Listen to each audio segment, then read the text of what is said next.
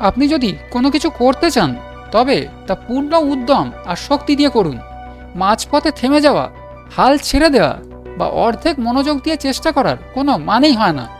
যদি আপনি সত্যি কোনো লক্ষ্য অর্জন করতে চান, তবে তাতে সম্পূর্ণভাবে নিজেকে উৎসর্গ করুন।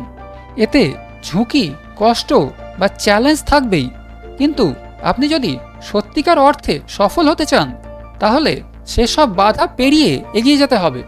আর যদি পুরোপুরি দেওয়ার মানসিকতা না থাকে, তাহলে শুরুই করবেন না, কারণ তাতে কেবল সময় আর শক্তির অপচয় হবে। আপনি যদি সবার মতো সাধারণ হন, তাহলে আপনি ভিড়ের মধ্যে মিশে যাবেন। কিন্তু যদি আপনি অন্যদের থেকে একটু আলাদা হন বা একটু আলাদা চিন্তা করেন, তখনই আপনি নিজেকে সবার সামনে এগিয়ে নিয়ে যেতে পারবেন। সেরা হতে গেলে কিছু আলাদা করতে হবে। সত্যিকারের সফল ব্যক্তিরা কখনোই সাধারণ নিয়মের ভেতরে আটকে থাকেন না, বরং নতুন চিন্তাভাবনা নিয়ে সামনে এগিয়ে যান। তাই আপনি যদি সত্যি নাম্বার ওয়ান হতে চান, তবে আপনাকে কিছুটা আলাদা ভাবতে শিখতে হবে। আমরা অনেক সময় সমাজের চাপ, চারপাশের মানুষের মতামত বা ভয়ের কারণে অন্যদের মতো হবার চেষ্টা করি। কিন্তু আপনি যদি স্বাভাবিকভাবেই বিশেষ কিছু নিয়ে জন্মে থাকেন, তাহলে কেন শুধু শুধু মানিয়ে নেওয়ার জন্য নিজেকে সীমাবদ্ধ রাখবেন? প্রত্যেক মানুষই আলাদা প্রতিভা, দক্ষতা আর বৈশিষ্ট্য নিয়ে জন্মায়।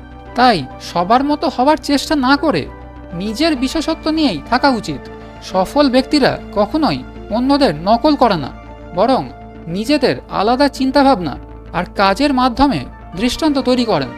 তাই নিজেকে ছোট করে না দেখে নিজের আলাদা স্বভাবকে নিয়েই কাজ করুন। যারা আপনার ব্যাপারে অহেতুক সমালোচনা করে, আপনার সিদ্ধান্ত বা ব্যক্তিত্ব নিয়ে ব্যঙ্গ করে, আপনার জীবনে তাদের কোনো গুরুত্বই নেই। তাদের কথায় মনোযোগ না দেওয়াই ভালো।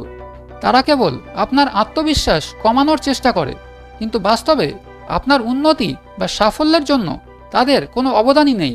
যারা সত্যি আপনার ভালো চায়, তারা আপনার ছোটোখাটো ভুল নিয়ে বিচার করবে না।